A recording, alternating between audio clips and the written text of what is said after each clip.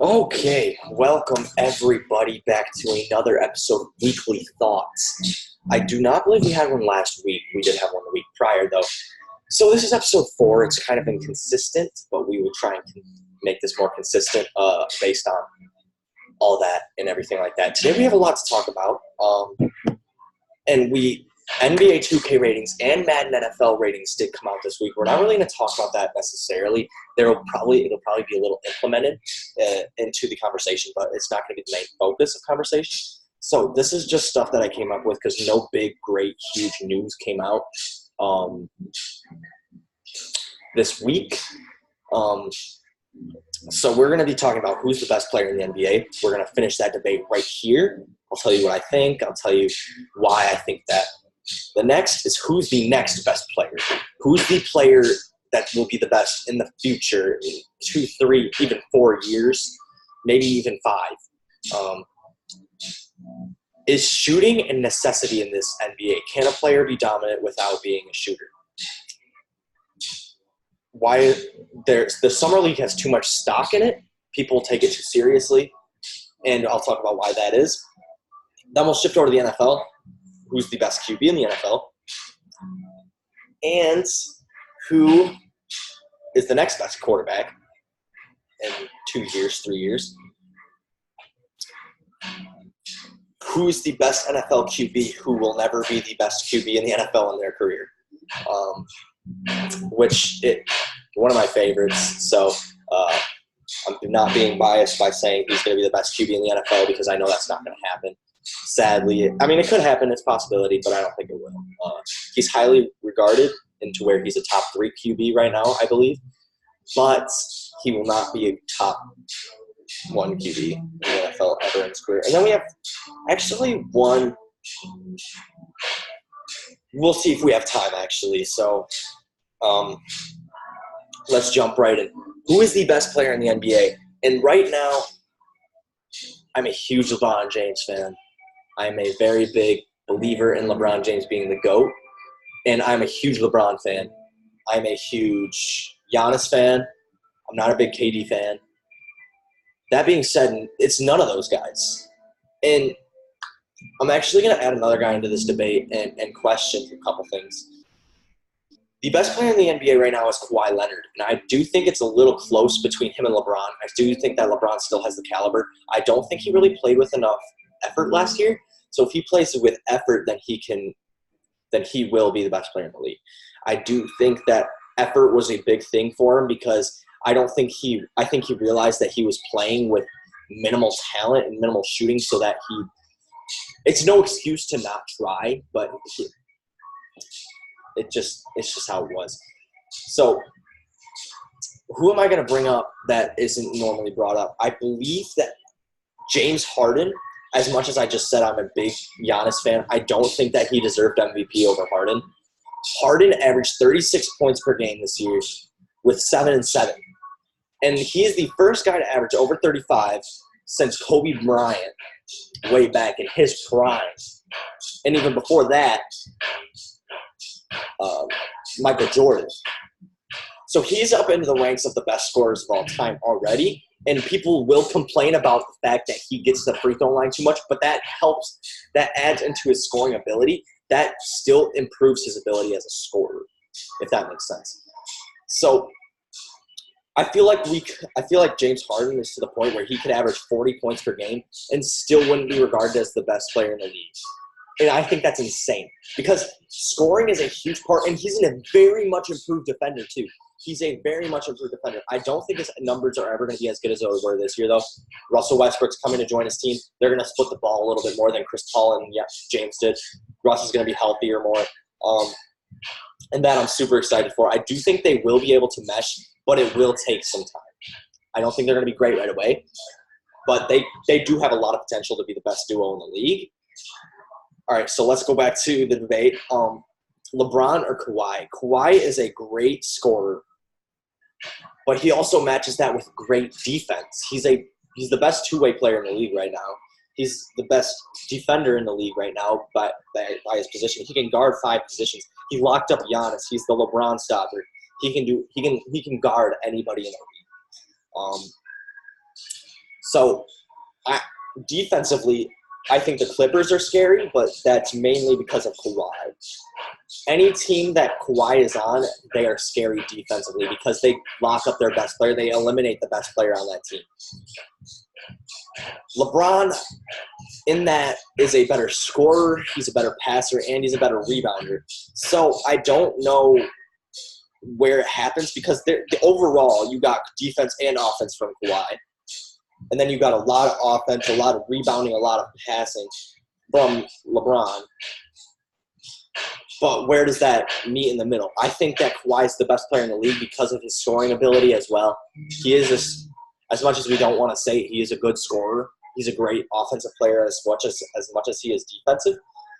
So Kawhi is a great defender and a great offensive player. So I do think Kawhi's a little ahead of LeBron right now. But that could obviously change. So that segues us into the next segment. Who's the next best player in the league? Who's the next best player in the league? And that, to me, is Giannis Antetokounmpo. This guy said he's only at his 60% of his potential. That means not only is he probably going to develop a shot, he's one of the hardest working guys in the league. He's already like the strongest. I don't think anybody can stop him in the post. Joel Embiid did believe he could, and he was proved wrong. I believe Giannis had 4 blocks just on Joel Embiid in one game. And then, that being said, he also scored on him fairly well. So, I don't think anybody's strong enough to stop him one-on-one in the post. So, how does he improve more? How does he become the next best player? He needs to develop a shot because, like I'm going to talk about later, in this NBA right now, the Warriors changed the game to where shooting is a necessity. If you cannot shoot, then you will not be a successful team. So Giannis has to develop a shot, even half a shot. If he has half a shot, even a little bit more than he has right now, then he is the best player in the league. If he can shoot 30%, just 30% from outside, he will keep defenses honest. Like, hey, he's going to make this 1 out of 3 times. We should probably guard him. So, that being said, he needs to be respected in that because he, like he said, he did come out and say this is only 60% of his potential. So, you know he's going to develop. He's one of the hardest working guys in the league. I believe I already said that. And it's nothing but looking up for Giannis Antetokounmpo. The next guy is Luka Doncic, who I think could be the best player in the league, averaging 21, 7, and 7 as a rookie. That is insane. If he can continue those numbers up, and keep trending upwards, he will be scary. He already is scary. If Kemba went to the Mavs, I do think they would have been the scariest team. One of the scariest teams in the league. You get a great scorer in Kemba. You get a healthy Kristaps. And then a Luka Doncic who is, I believe, he could be a 25-point per game guy next year with a 7 and 7 split. His rookie year was better than LeBron's rookie year. I mean, come on. That being said, has he topped out his potential already? I don't think so. I do think he will be a steady 25 to 28 point per game scorer in his career with 8 and 8. And I think he could be extremely scary if he continues to move forward in his development and his potential throughout his career. And he was extremely hyped this year as soon as he started performing, but he has not even reached his full potential. So I'm, as a person who's not a fan of the Dallas Mavericks, I am scared. I am scared for that team. That is going to be one of the best duos in the league in 2-3 years, maybe even next year. It all depends on how Kristaps comes back, really. So moving on, is shooting a necessity in this league? Now, not necessarily. If you have a player that is legit like a Shaq player, Giannis is the closest thing we're going to have to Shaq for the rest of our lives. I guarantee it. There's not going to be another player that's stronger than Giannis. And maybe Zion. But that being said, shooting, the Warriors changed the league to where if you cannot outshoot the other team that you're playing, you're probably not going to win. There have been teams that have won with 30% shooting. I mean, it just happens sometimes. Sometimes teams have an off day. Sometimes both teams have an off day. Sometimes it's just dumb basketball to watch. But you have to have shooters around, and I think the Lakers proved this last year. LeBron was one of the best three-point shooters on that team, shooting 35% from three, and that was a problem. So you need to surround yourself with shooters. Lonzo is not a good enough shooter. Kuzma is not a good enough shooter. LeBron is not a good enough shooter. That's why I thought that Beal or Klay Thompson was a lot more valuable to the Lakers than Anthony Davis.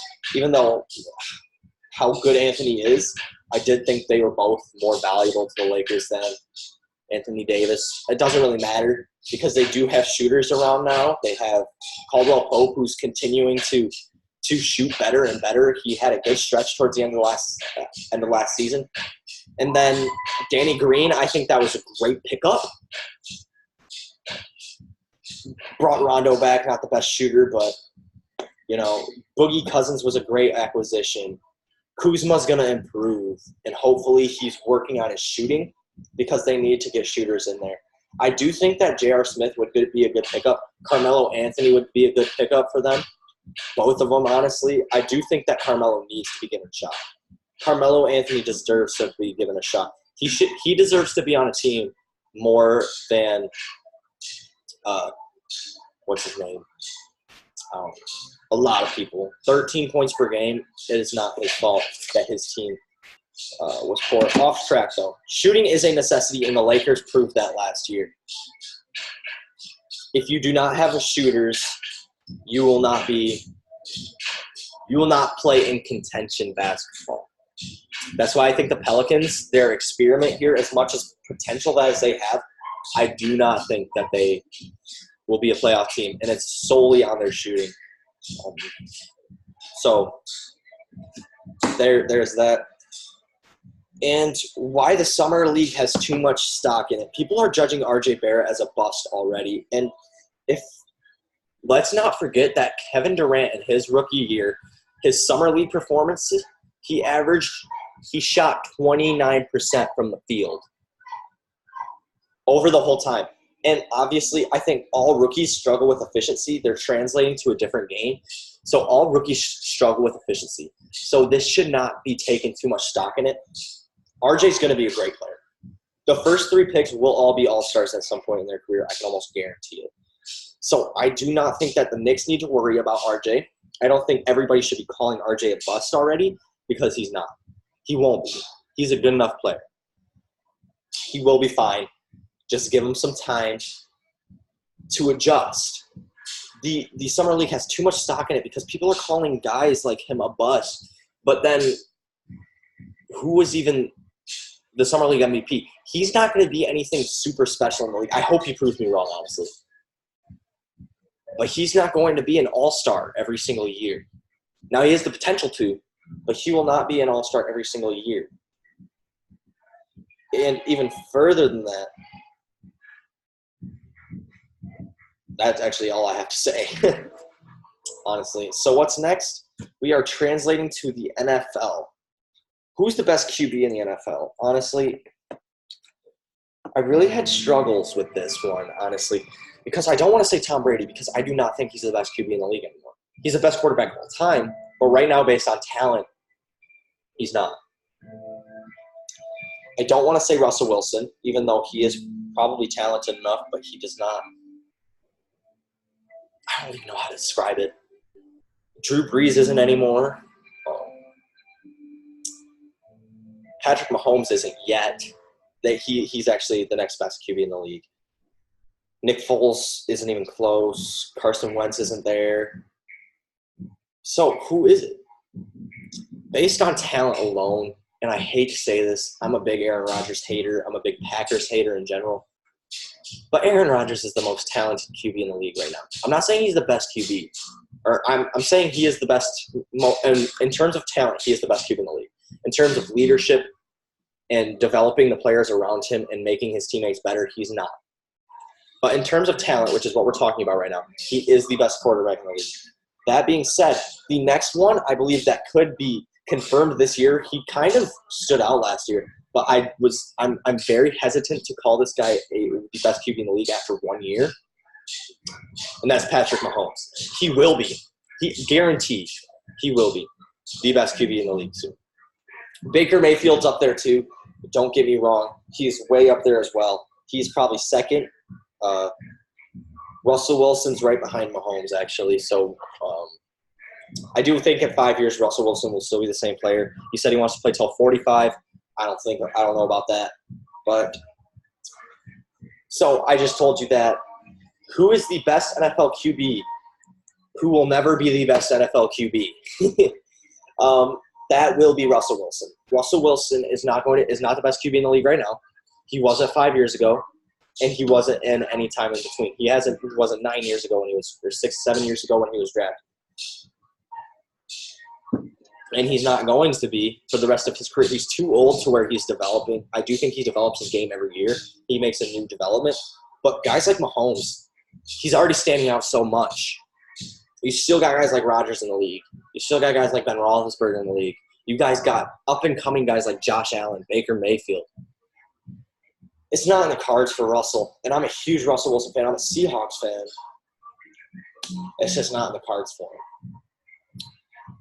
But I believe that is all I have to talk about today. Thanks for watching.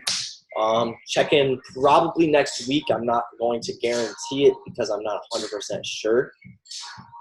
But, yeah, thanks for watching.